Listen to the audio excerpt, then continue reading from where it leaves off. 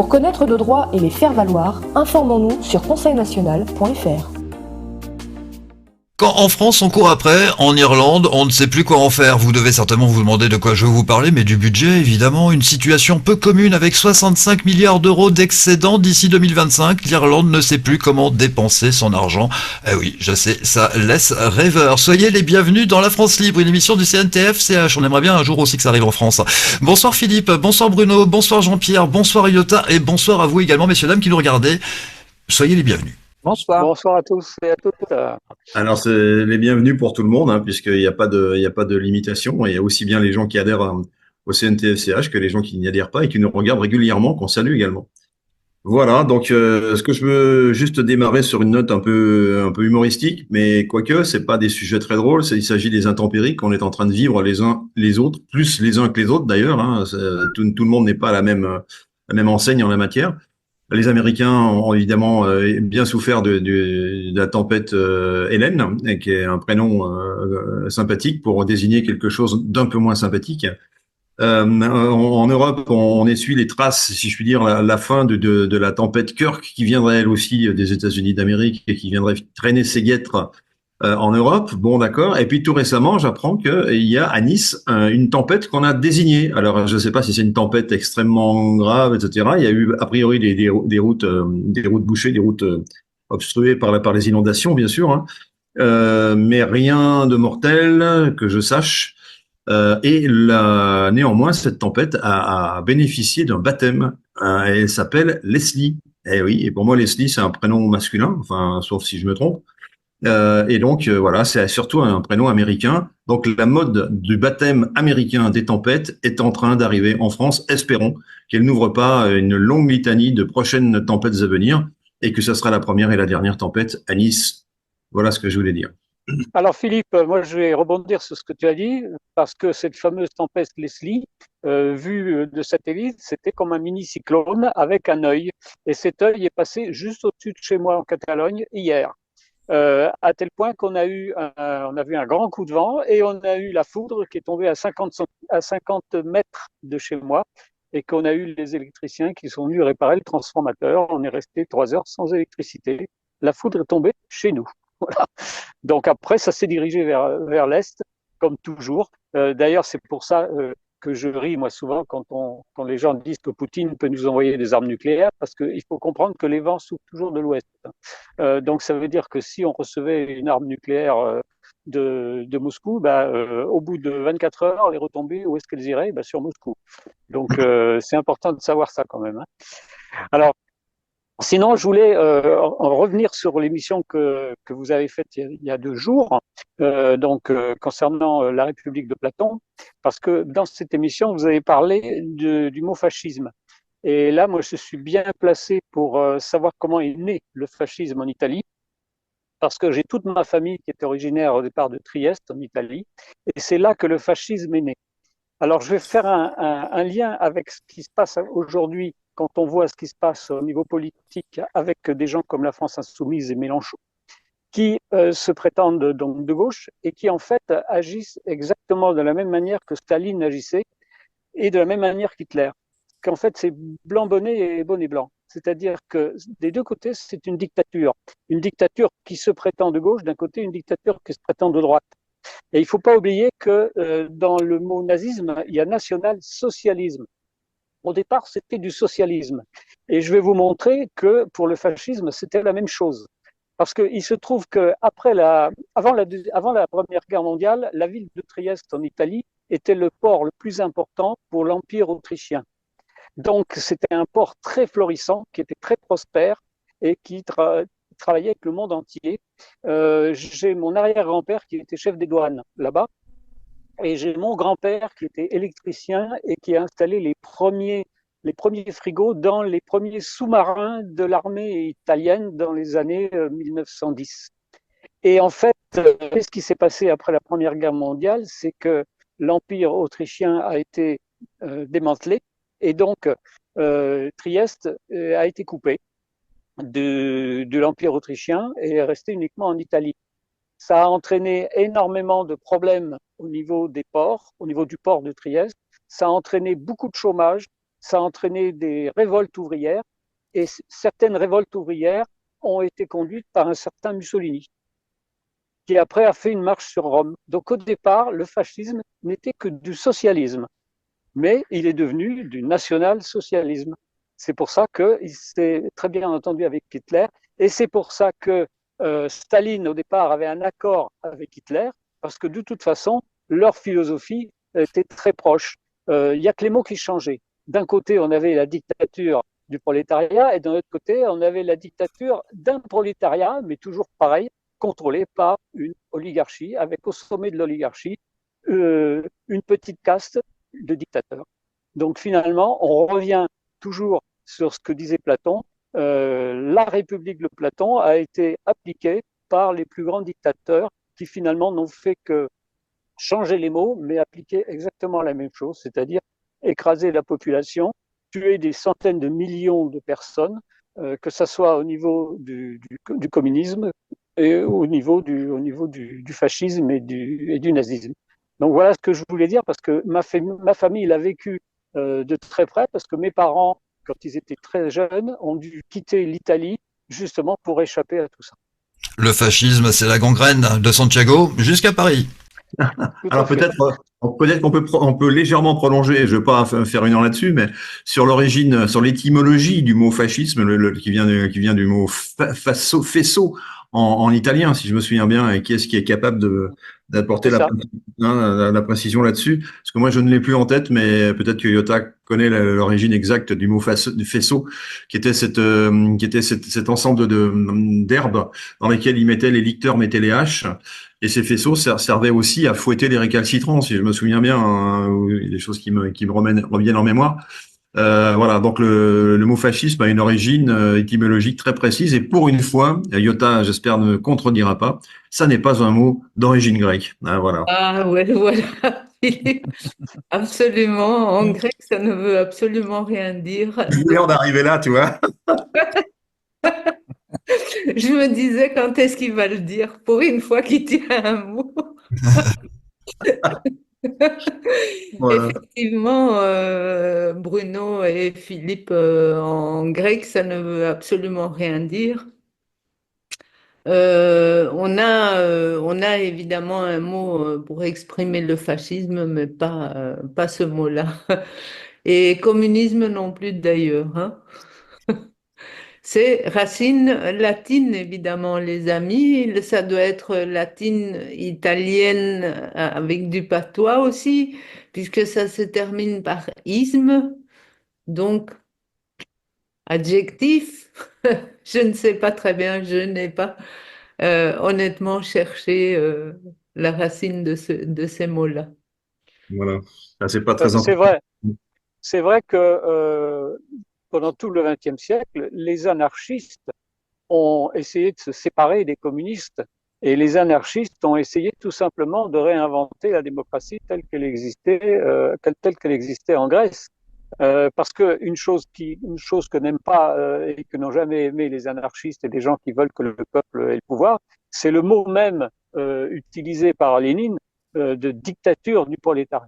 Ah mais l'anarchie ça a fonctionné, hein. Si Franco n'y avait pas mis un terme, ça fonctionnerait peut-être encore toujours. Moi je vous propose une chose les amis, c'est de partager l'actualité en images. Elle est riche aujourd'hui, vous allez voir, c'est une bombe, pas atomique mais c'est une bombe quand même.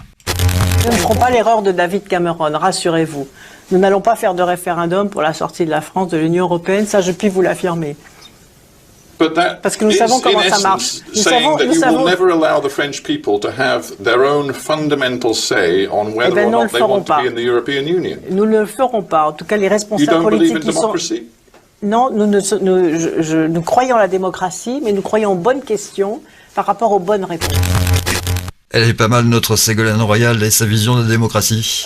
Oui, alors ceci dit, les Anglais aujourd'hui, à l'heure où on se parle, ne sont pas dans une meilleure barque que nous, sur le fond comme sur la forme. Et ce que disait Ségolène à l'époque était scandaleux, tout simplement, hein, scandaleux d'un point de vue tout simplement de la parole d'un politicien vis-à-vis d'autres politiciens. Donc là, c'est de la trahison, carrément. C'est dire qu'on ne consulte pas le peuple, parce que ce qu'il faut, c'est poser des bonnes questions et y apporter les bonnes réponses. Sous-entendu, le peuple n'est pas en capacité d'apporter des bonnes réponses. Ça va être justement le sujet de ce soir, hein. Je déflore un petit peu le truc, mais ça vaut le coup. Et donc, justement, l'insulte suprême, c'est de dire le peuple n'est pas capable d'apporter les bonnes réponses à certaines questions. Donc, on va se passer de son avis. Et ça, Philippe, c'est juste l'inverse de la démocratie. Oui. Philippe, je voudrais signaler tout de même que Madame Ségolène Royal est complètement illégale, pas vis-à-vis de nous, mais de ses traités à elle, dans le traité de Lisbonne. Le deuxième article, c'est que l'Europe est en démocratie représentative et pour justifier le mot de représentation, elle est obligée de faire des référendums. Et donc, c'est vis-à-vis de son système à elle qu'elle est illégale complètement. Oui, oui, c'est bien, on est bien d'accord. Tout à fait. Donc, alors, on va rendre la Eh bien, on va passer au sujet du jour, à savoir, eh bien, sommes-nous capables de vivre en autonomie? Le peuple peut-il se gouverner lui-même? Alors, c'est la plus grande question autour de laquelle tournent tous les politiciens, tous les philosophes, hein. Depuis Platon et depuis Périclès, c'est qu'en fait, Platon, lui, il considérait qu'il fallait que ce soit une petite caste de gens sages, soi-disant, pour gouverner pour gouverner le peuple, pour gouverner un pays, alors que les démocrates avaient prouvé pendant 140 ans que le peuple lui-même avait la capacité de se gouverner. Mais ce que ne savaient pas les gens à l'époque, ou ne l'avaient peut-être pas vraiment, je dirais, expérimenté au niveau scientifique, c'est la notion de cerveau collectif. Et la notion de cerveau collectif, on la connaît de mieux en mieux maintenant grâce à l'informatique. Quand on relie des ordinateurs entre eux, ben on arrive à avoir un cerveau collectif qui est Internet. Donc, quand on a des cerveaux humains qui se relient entre eux, on arrive à une puissance très importante. On pourrait prendre une formule mathématique, c'est à la puissance 2, c'est-à-dire par exemple 10 personnes réunies, c'est comme si on avait 100 personnes qui travaillaient ensemble. Donc, c'est quelque chose qu'avaient compris les Grecs anciens de la démocratie, mais c'est quelque chose qu'actuellement le peuple n'a pas encore vraiment réalisé. C'est qu'on a une force énorme à partir du moment où des gens se réunissent. Et nous l'avons prouvé, nous l'avons expérimenté au Conseil national de transition français Canal historique, lorsqu'on a organisé des commissions où on s'est aperçu que des gens qui étaient timides, qui n'osaient pas parler, qui ne savaient pas et qui n'avaient pas fait d'études ni quoi que ce soit, eh bien, se révélaient et arrivaient à avoir des idées extrêmement intéressantes que les plus grands professionnels n'avaient pas.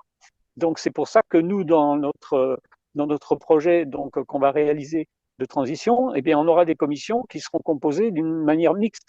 D'une part, des gens du peuple, et puis d'autre part, des gens qui sont des professionnels du secteur concerné. Et les deux réunis ensemble donnent des résultats extraordinaires. On a pu le voir aussi dans la science. Des cerveaux collectifs, il y en a eu dans le passé. Je prends l'exemple, par exemple, de Edison, avec toute son équipe. En quelques années, ils ont fait des centaines d'inventions parce qu'ils ont travaillé en équipe. D'un point de vue plus négatif, quand pendant la Deuxième Guerre mondiale, on a réuni autour d'Oppenheimer, les Américains, un certain nombre de scientifiques pour, en moins d'un an, mettre en place la première bombe atomique.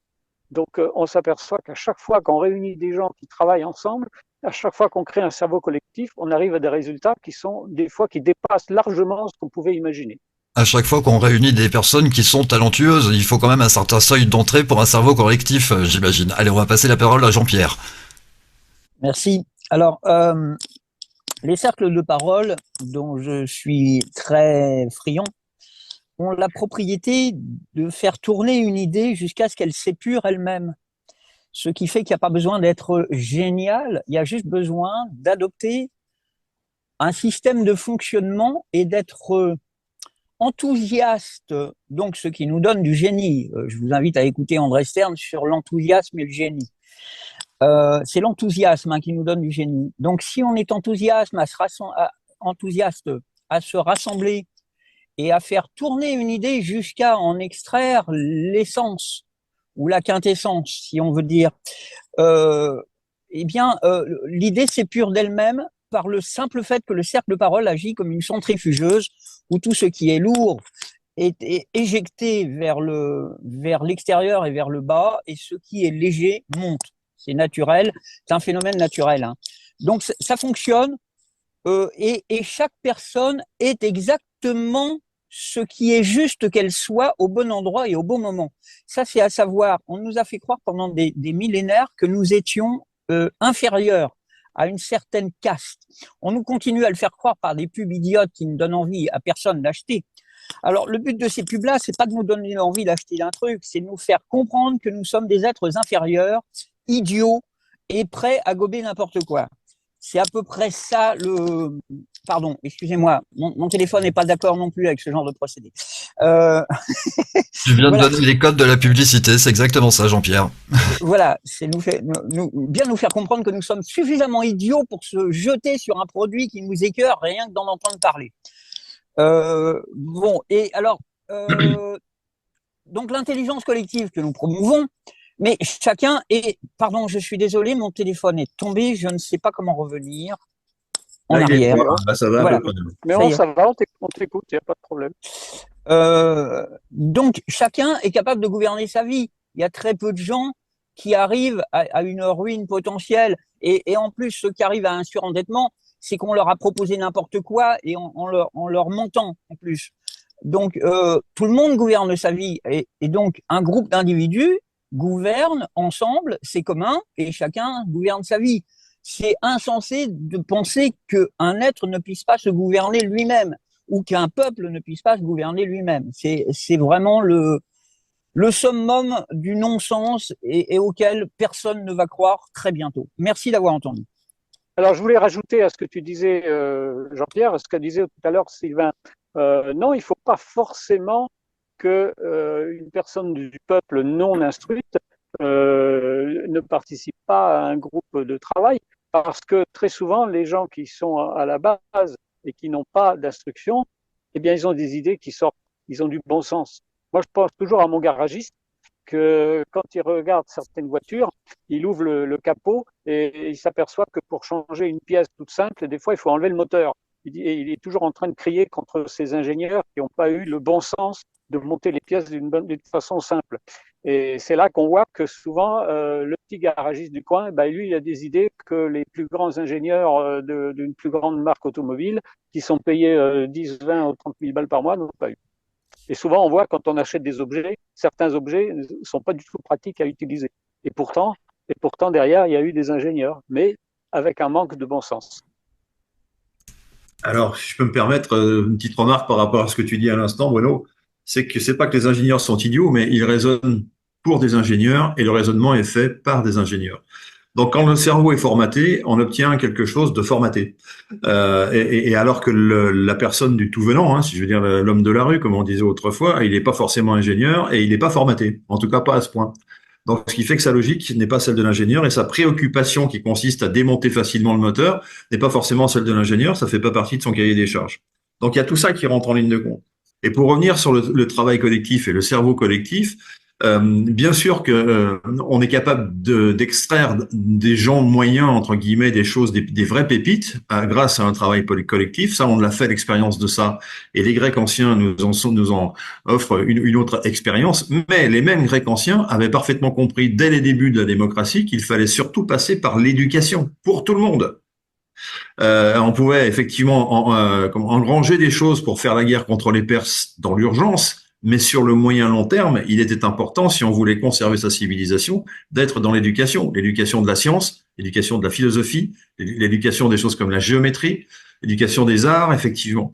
Donc voilà, ça fait une civilisation. Et ils ont tout développé parallèlement, je dirais en même temps, tout simplement, pendant ces 140 années-là. Et certaines personnes veulent nous dire que à un moment donné, c'est parce qu'il y avait ces arts, cette connaissance scientifique qu'il y a eu de la démocratie. Nous disons, c'est parce qu'il y a la démocratie qu'il y a eu le développement technique, le développement des arts, le développement de la philosophie, etc.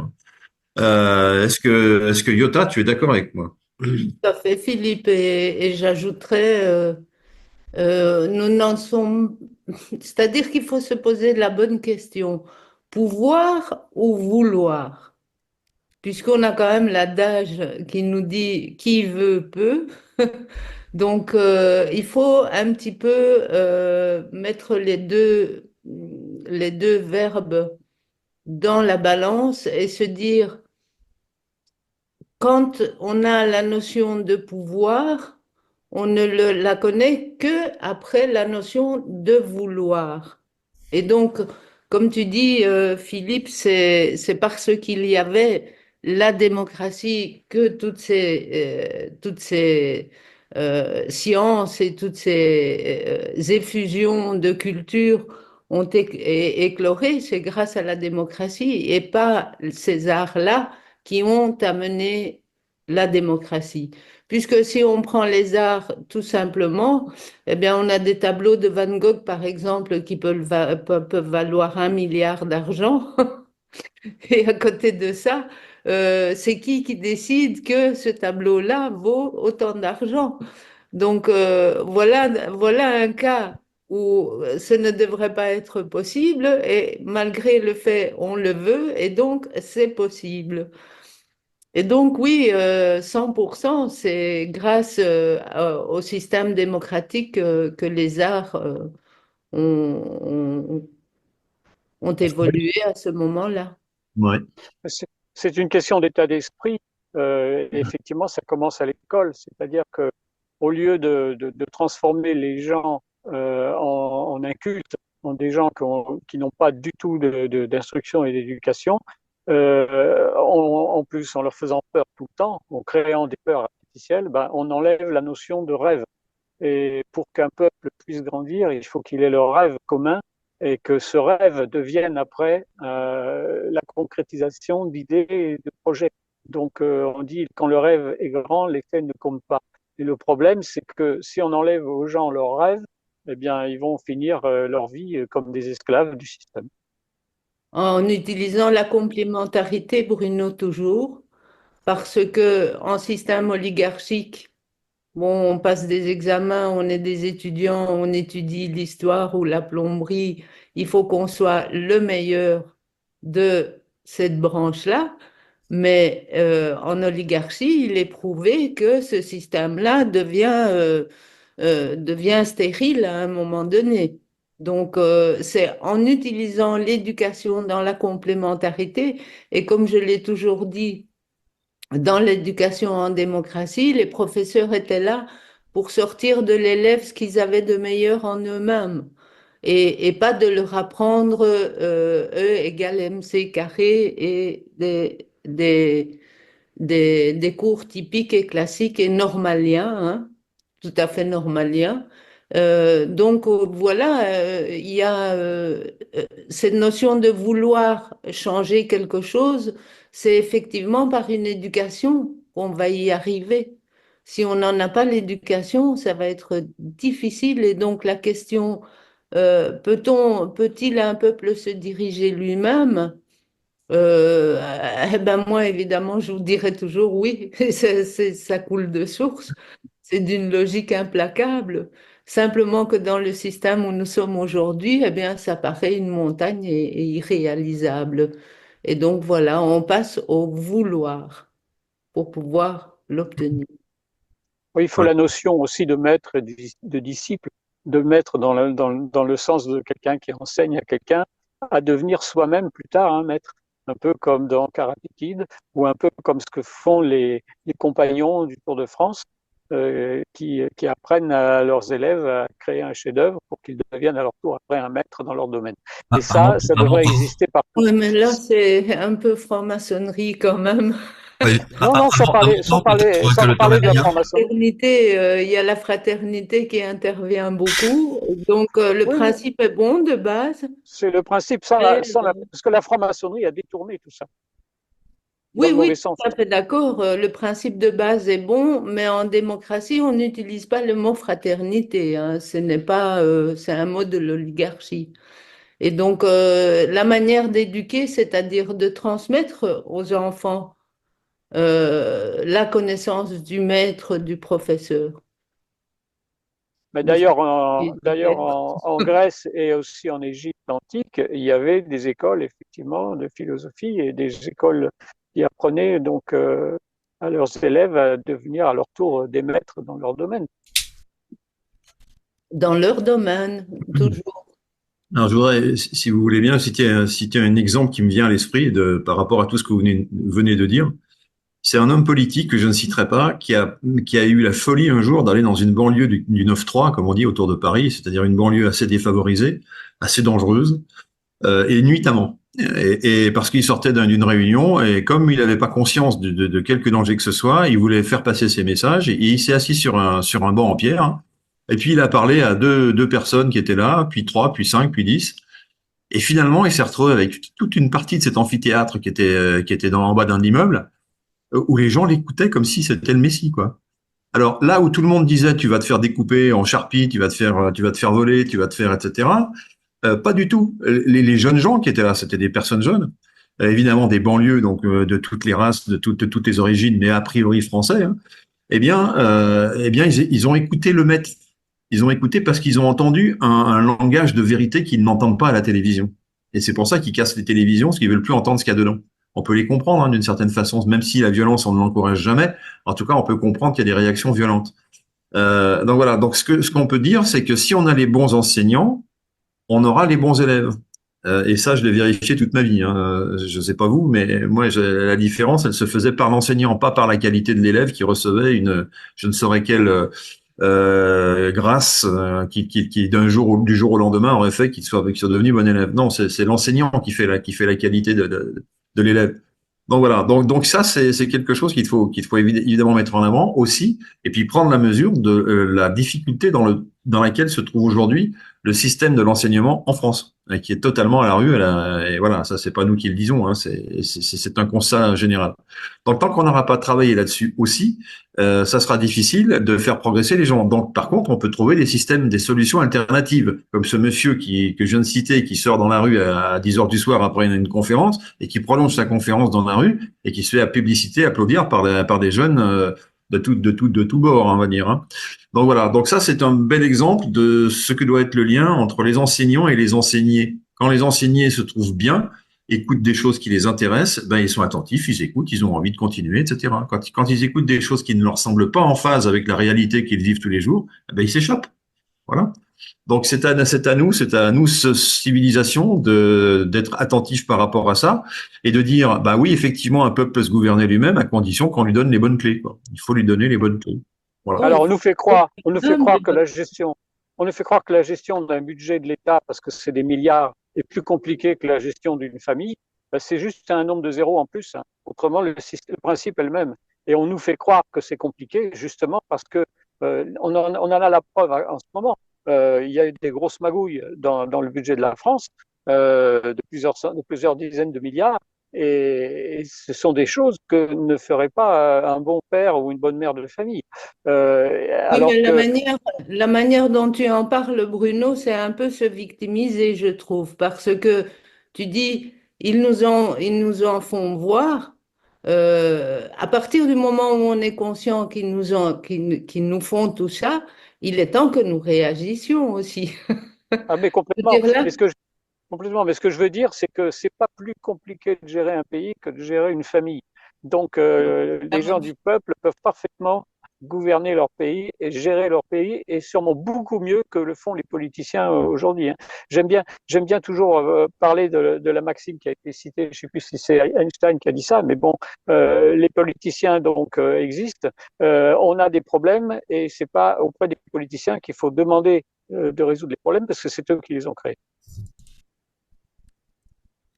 Oui. Oui, Ça, alors soit sciemment, soit inconsciemment, volontairement, involontairement, la plupart du temps volontairement. Et plus ils sont haut placés, plus c'est volontaire. Hein. Donc voilà, leur pouvoir passe par notre défaite intellectuelle à nous et à notre transformation, non pas en choses, mais dans une humanité, dans une sous-humanité. C'est-à-dire qu'il y a une humanité qui a perdu la capacité à critiquer, qui a perdu la capacité à se révolter, qui a perdu un certain nombre de capacités de réaction en fait. Hein. Et c'est ce exactement vers quoi ils veulent nous conduire, hein, tout simplement. Donc quand on leur dit qu'on peut se passer d'eux pour se gouverner, ils sont juste foudrage. Hein, pour eux, c'est juste pas envisageable. De même qu'il n'était pas envisageable pour les Grecs anciens que la démocratie continua, parce que ça voulait dire qu'ils perdaient tous leurs privilèges. Et donc ils ont fait absolument tout ce qui était en leur pouvoir pour la démolir. Voilà, donc il y aura forcément un combat aussi à tout niveau, hein, et à tous âges et à toute période. pour conserver notre humanité, pour la faire croître et embellir, et faire en sorte que les arts se développent, faire en sorte que la technologie se développe, ce qui est le cas aujourd'hui, hein, effectivement. Hein. Au temps des Grecs, c'était les bateaux. Ben, les bateaux, ils ont permis, grâce à une certaine technologie, d'être équipés de façon à pouvoir battre les bateaux des Perses. Ben, ils ont gagné la bataille là-dessus. La bataille maritime a été gagnée, la bataille terrestre a suivi. Et les Grecs, plutôt que de parader en disant on est les champions du monde de la lutte sur la mer, ils ont transformé leur savoir-faire en savoir-faire de fabrication de trières pour faire du commerce. Et ils ont sillonné les mers dans tous les sens, y compris en dehors de la Méditerranée, n'en déplaise à certains. Donc on trouve des traces des installations grecques un peu partout sur le globe. J'insiste là-dessus parce que c'est Iota qui m'a fait mis ça en évidence. Et donc, ça veut dire que cette capacité-là leur a permis de se développer énormément. Aujourd'hui, on dirait quoi? Bah, avec cette même liberté, avec cette même capacité à apprendre, cette même capacité à enseigner, mais on serait sur la planète Jupiter, là. On serait même plus sur Mars, hein. On aurait quitté le système solaire. Et ça, c'est quelque chose qui est potentiellement imaginable, là, mais que n'imagine pas, évidemment, l'ordre mondial qui veut nous diriger et qui veut nous diriger dans des directions qu'il arrange lui, mais pas nous. Voilà. Le mot démocratie se dit démocratie dans toutes les langues et dans tous les pays, Philippe. Oui. Démocratia, démocratie, c'est toujours le même mot. Donc, ce qui nous prouve aussi, c'est une preuve factuelle qu'à l'époque de la démocratie, ils sont effectivement allés sur toute la planète. C'est un indice fort en tout cas, mais surtout on retrouve des traces d'habitat, hein, des traces d'artefacts également qui sont grecs et qui se retrouvent en Amérique du Nord par exemple. Hein, voilà. Et à Et cette comme nous dit, époque-là, la langue grecque était la langue mondialement parlée, on pourrait dire comme l'anglais aujourd'hui. et comme nous dit souvent Jean-Pierre, tous les peuples premiers, que ce soit en Amérique ou ailleurs, souvent fonctionnent d'une manière démocratique. Alors, est-ce que c'est la nature dès le départ de ces peuples d'être démocratiques, ou est-ce qu'ils ont appris ça quelque part? C'est Alors la question qu'on peut poser. il y a un roman de Jules Verne, on terminera peut-être là-dessus. Il y a un roman de Jules Verne qui répond un peu à cette question. Il met des enfants sur une île déserte suite à un naufrage. Très bien, des enfants. Hein. Donc le plus grand doit avoir 4 ans. 2 ans de vacances.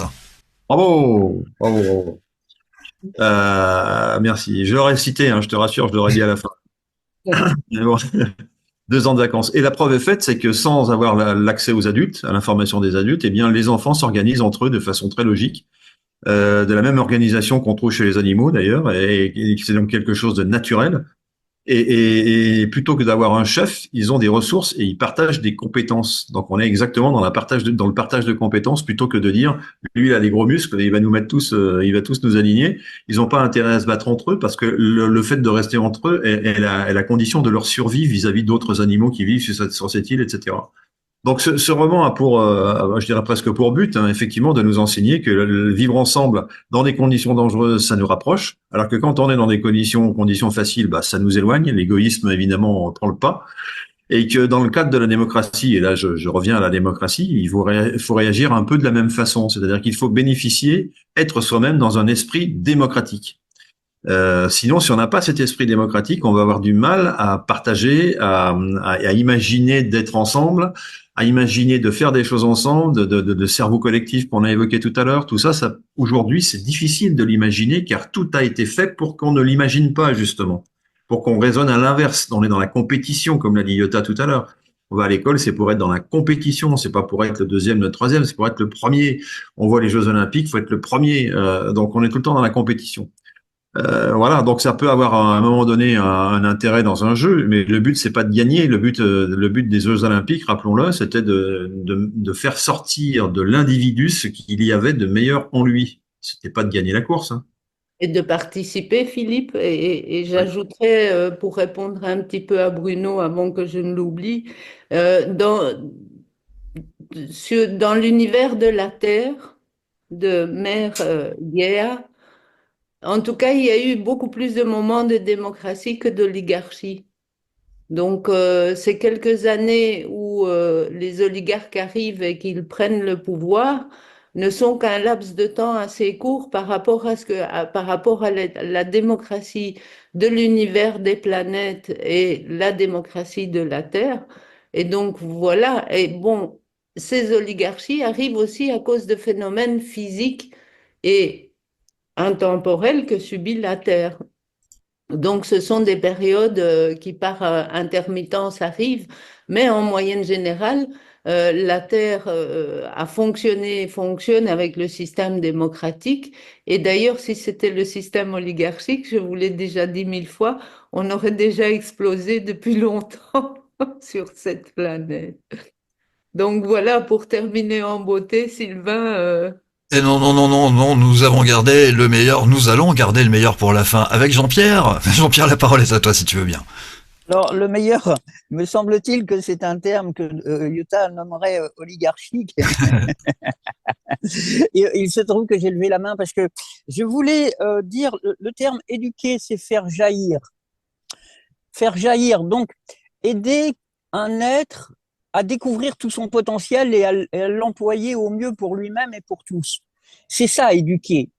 Et alors, je vous invite à nouveau à écouter André Stern sur le plan de que lui ne voit pas de frontière entre un enfant et quelqu'un qui a eu le temps de grandir, qui est appelé adulte, et que une vraie démocratie fait appel à tous les êtres, quelle que soit leur forme, leur état et leur âge. C'est absolument insensé d'exclure les enfants de nos débats, surtout les débats qui les concernent, évidemment. Mais même, les enfants trouvent souvent des solutions élémentaires, comme le nom des écoles élémentaires. Je voudrais aussi revenir sur le terme de maître. Quelqu'un qui sait faire un violon, il est maître dans sa matière. Il sait faire un violon. Moi, je ne sais pas faire un violon. C'est extrêmement complexe de faire un violon. Donc, quelqu'un qui sait, à partir d'un bout de bois, faire un violon, il est maître. Et là, il peut transmettre. Mais comme le dit André Stern, je peux tout te montrer, je ne peux rien t'apprendre, puisque l'apprentissage n'est qu'une conséquence de ce que nous aurons vécu par enthousiasme. Dans ce cas, notre cerveau mémorise ce qui nous a donné de l'enthousiasme, naturellement. Et l'apprentissage n'est donc qu'une conséquence. Le mot fraternité ne me gêne pas, puisque j'estime que nous sommes tous faits dans l'univers des mêmes énergies, positives, négatives, des mêmes atomes, des mêmes particules. Donc forcément, nous avons une fraternité universelle qui existe depuis des lustres. Ça n'est pas parce qu'un mot a été massacré par tout un ensemble d'individus qu'il perd de sa valeur. J'en reviens aussi aux bons enseignants. Les bons enseignants, pour moi, ont été des gens passionnés et donc passionnants, qui invitaient les élèves à vivre leur passion. Même un prof de musique peut très bien nous inciter à faire un prof de musique peut nous inciter à faire des mathématiques si nous sommes passionnés des mathématiques. Et l'inversement, c'est-à-dire qu'il nous transmet juste l'enthousiasme, le professeur enthousiaste. Et c'est ça sa qualité. C'est sa seule qualité qui lui permet d'être pédagogue, de transmettre quelque chose. Voilà. Alors après, il nous faut des diplômes pour être prof. Mais il n'y a pas besoin de diplôme, il y a juste besoin d'être enthousiasme dans un domaine pour être génial et donc pour transférer, pour transmettre le goût du génie à chaque être qui va trouver son propre génie en lui-même. Le monde, le nouveau paradigme, c'est aujourd'hui que ça commence. C'est dans le regard que nous allons porter sur nous-mêmes et sur les autres, à savoir déceler le génie qui est dans un être, même et parfois celui qui nous taquine un peu le système nerveux. Merci d'avoir entendu. Et vu comme ça a été dit, ça va être très difficile de trouver une conclusion. Ça va être très difficile. Je voulais rajouter une petite chose par rapport à ce que tu as dit, Jean-Pierre, c'est que effectivement, dans n'importe quoi, quand on nous enseigne quelque chose, il y a la notion d'apprentissage, parce que par exemple, quand on apprend à conduire, on a beau apprendre la théorie, tant qu'on n'a pas pris le volant, eh bien, on n'a pas suivi l'apprentissage. Donc, dans une société démocratique, je suppose d'ailleurs que ça s'est passé de la même façon à Athènes. Quand il y a eu les premières années de la démocratie, il y a eu un apprentissage. Il a fallu que les gens du peuple apprennent. Donc, ça ne s'est pas fait tout de suite du jour au lendemain. Donc, et à partir du moment où l'apprentissage s'est développé, après, les gens sont de plus en plus performants. Alors, j'ajouterais à ça que chez les Amérindiens, les femmes enceintes et les enfants en très bas âge vont dans les cercles de parole, comme dans la démocratie grecque que nous a signifié Iota. Donc, l'apprentissage se fait naturellement, simplement parce qu'il n'y a pas d'exclus. Il n'y a pas de ghetto pour les enfants ou de ghetto pour les adultes. Il y a juste tout le monde ensemble, on résout un problème et chacun amène son aptitude pour résoudre ce problème. Merci d'avoir entendu. Les enfants et les marmots d'abord. Alors je vais conclure comme ceci. Comme le gouvernement a gouverné, le peuple doit se mettre. En même temps, on n'est jamais mieux servi que par soi-même, j'imagine. Merci beaucoup à vous les amis. Merci Jean-Pierre, merci Iota, merci Bruno, merci Philippe. Excellent week-end. On vous retrouve lundi avec La France Libre, une émission du Conseil national de transition français, Canal historique. Excellent week-end, excellente soirée.